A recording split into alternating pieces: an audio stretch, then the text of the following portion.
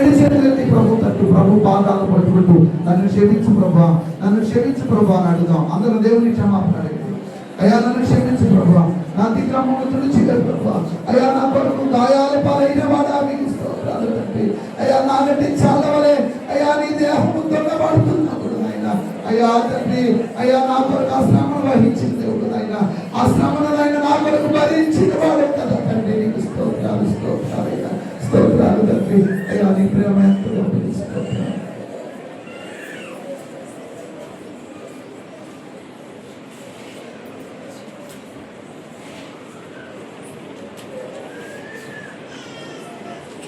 కృప కలిగిన మా ప్రభువా, మా రక్షణకు ఆధారమైన వాడా, మా కొరకు కలవరసులో మరణించి అయ్యా మా జీవితకాల మరణ భయం నుంచి మమ్మల్ని విడిపించి అయ్యా మా కొరకు లోక పాప భారాన్ని మోసుకొని పోతుకొచ్చిన దేవుడి గొప్పగా మా కొరకు ఎక్కడున్నందుకే స్తోత్రాలు. ఈ శిలువ బలియాగానే ఇంతవరకు అయ్యా తండ్రి తలపోసుకుంటూ అయ్యా ప్రభావం పీఠిక ప్రసంగం ద్వారా అలాగనైనా 7 మాటలు మీరు శిలువలో పలికినటువంటి ఈ అద్భుతమైన అయ్యా ఆనిముత్యాలు ఈ మాటలను ఆయన ధ్యానం చేద్దాం.